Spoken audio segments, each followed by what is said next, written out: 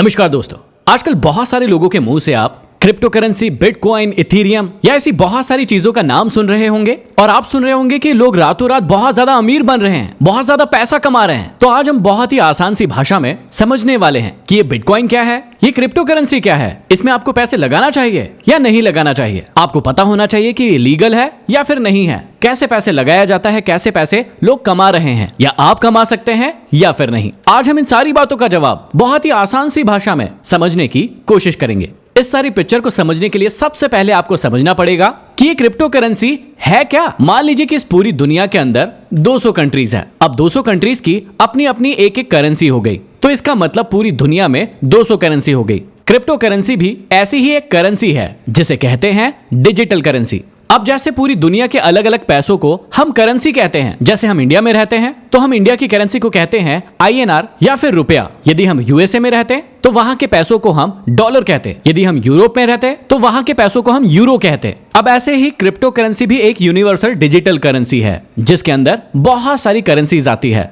जैसे bitcoin, Ethereum, ripple, ऐसी ही बहुत सारी करेंसीज है। उसे आगे समझते हैं। अब आपके मन में एक प्रश्न आएगा कि इस क्रिप्टो करेंसी को बनाने की जरूरत क्या पड़ी। तो हम चलते हैं 2008 में, जहां पर अमेरिका के अंदर एक बहुत बड़ा फाइनेंशियल क्राइसिस आया था और उसका असर पूरी की पूरी दुनिया पर पड़ा था। 2008 में शेयर मार्केट के अंदर इतना बड़ा क्राइसिस आया था कि लोगों का बहुत सारा पैसा देखते ही देखते डूब गया। अब उस समय किसी व्यक्ति ने सोचा होगा कि ये तो बहुत ही गलत हुआ, लोगों के पैसों का कंट्रोल उनके हाथों में है ही नहीं। यदि कंपनी डूब रहे हैं तो उनके पैसे डूब रहे हैं, मतलब उनके पैसों का कंट्रोल खुद के ही हाथों में नहीं है। लोगों ने इतनी मेहनत से पैसे कमाए लेकिन खुद के ही हाथों में उनका कंट्रोल ही नहीं है। तो उसने सोचा कि मैं एक ऐसी मनी बनाऊंगा, एक ऐसा पैसा तैयार करूंगा जिसका कंट्रोल उन्हीं के हाथों में हो। और वहीं से जन्म हुआ क्रिप्टो करेंसी का। जैसे कई सारे लोग सोचते हैं कि मैं पूरी दुनिया को बदल डालूंगा, ऐसे उस व्यक्ति ने भी सोचा होगा कि मैं पैसे का नाम ही बदल दूंगा, पैसे का मायना ही बदल डालूंगा। और वहीं से क्रिप्टो करेंसी की शुरुआत हुई। अब आपके मन में एक और प्रश्न आएगा कि ये क्रिप्टो करेंसी क्या है। ये दो शब्दों से मिलकर बना है जिसका नाम है क्रिप्टो और करेंसी। यदि आप क्रिप्टो का मतलब हिंदी में सर्च करेंगे तो इसका मतलब होता है छुपा हुआ या फिर गोपनीय। ऐसी चीज जो छुपी हुई हो, गोपनीय हो, जिसके बारे में कोई भी पता नहीं लगा सकता हो, उसे कहते हैं क्रिप्टो करेंसी।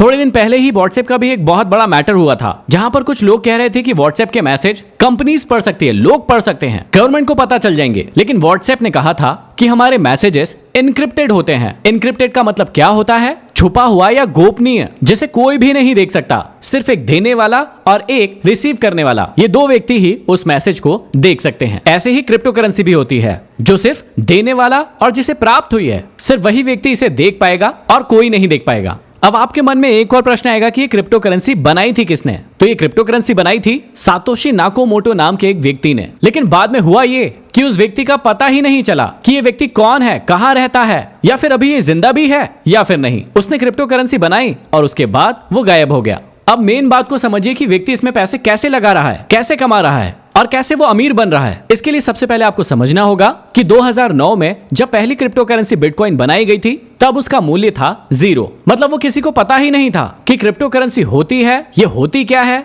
इसे खरीदना भी होता है या कैसे खरीदते हैं, किसी को कुछ नहीं पता था। इसलिए इसका प्राइस था 0। धीरे धीरे करके लोगों को इसके बारे में पता चलता गया और लोग इसे धीरे धीरे करके खरीदने लगे। 2010 में भारतीय मूल्य के हिसाब से एक बिटकॉइन का प्राइस ₹2.85 के करीब हो गया था। लेकिन आज आप सभी को सुनकर बहुत ज्यादा आश्चर्य होगा कि उस ₹2.85 के एक बिटकॉइन की कीमत आज 33 लाख रुपए से भी ज्यादा हो चुकी है। और इसी बिटकॉइन का हाईएस्ट प्राइस अभी तक का रह चुका है 43 लाख रुपए। जी हाँ, उसी ₹2.85 के एक बिटकॉइन का कीमत गया था 43 लाख रुपए से भी ज्यादा।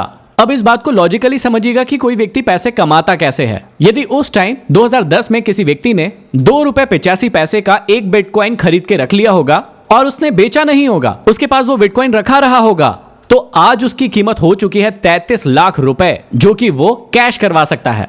क्रिप्टो करेंसी में इन्वेस्ट करना बहुत ही आसान है। आप कॉइन स्विच कुबेर के माध्यम से 75 से भी ज्यादा क्रिप्टो करेंसीज में इन्वेस्टमेंट कर सकते हैं। ये इंडिया का सबसे बड़ा और सबसे सिंपल क्रिप्टो करेंसी एक्सचेंज है। आप सिर्फ 100 रुपए के साथ क्रिप्टो करेंसी में इन्वेस्टमेंट शुरू कर सकते हैं। इसमें इन्वेस्टमेंट करना बहुत ही आसान है। जैसे आप घर बैठे ऑनलाइन फूड ऑर्डर करते हैं, उसी तरीके से बहुत ही आसानी से आप क्रिप्टो करेंसी में भी इन्वेस्टमेंट कर सकते हैं। कॉइन स्विच कुबेर में सिर्फ 11 महीनों में 6 मिलियन से भी ज्यादा यूजर्स ने रजिस्ट्रेशन किया है और यहाँ पर साइन अप करने पर आपको रेफरल बोनस भी मिलता है पूरे 50 रुपए का।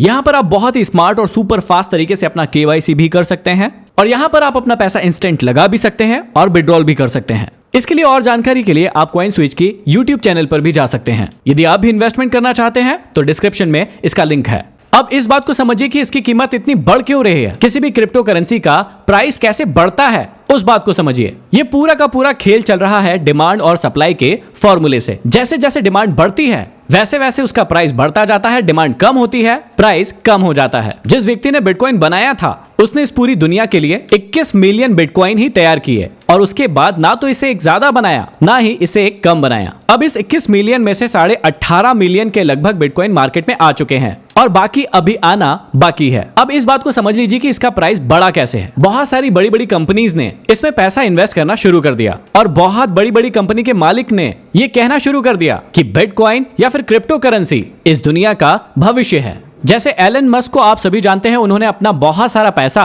क्रिप्टो करेंसी में लगाया। अब लोगों ने देखा कि एलन मस्क क्रिप्टो करेंसी में पैसा लगा रहा है तो वो भी पैसा लगाने लगे। अब जैसे जैसे डिमांड बढ़ती गई, सप्लाई कम थी तो इसका प्राइस अपने आप बढ़ने लगा। लेकिन थोड़े दिन पहले ही इलॉन मस्क ने ये बिल्कुल क्लियर कर दिया कि लीगल टेंडर के रूप में क्रिप्टो करेंसी को वो एक्सेप्ट बिल्कुल भी नहीं करेंगे। और ये सुनते ही मार्केट में हड़कंप मच गया, सभी लोग अपनी अपनी क्रिप्टो करेंसी बेचने लगे और इससे इसका भाव बिल्कुल ही कम होता गया। जहां पर एक क्रिप्टो करेंसी 43 लाख की हो गई थी, वहीं आज एक क्रिप्टो करेंसी का भाव 33 लाख हो चुका है। मतलब जिस व्यक्ति ने 43 लाख में एक क्रिप्टो करेंसी खरीदा होगा उसे सीधा सीधा 10 लाख का नुकसान हो गया। अब यहां तक आपको बहुत सारे प्रश्नों का आंसर मिल चुका है, तो अब जानिए इसके फायदे क्या क्या है और इसके नुकसान क्या क्या है। सबसे पहला फायदा होता है कि यदि आपको क्रिप्टो करेंसी में ट्रांजैक्शन करना है तो इसमें कोई भी मीडिएटर नहीं होता है। आप A से B को भेजना चाहते हैं तो सीधा A B को सीधा क्रिप्टो करेंसी भेज सकता है, कोई भी बीच वाला व्यक्ति नहीं होगा। जैसे मान लीजिए कि आज आप इंडिया में रहते हैं, आपका कोई पैसा बाहर से आया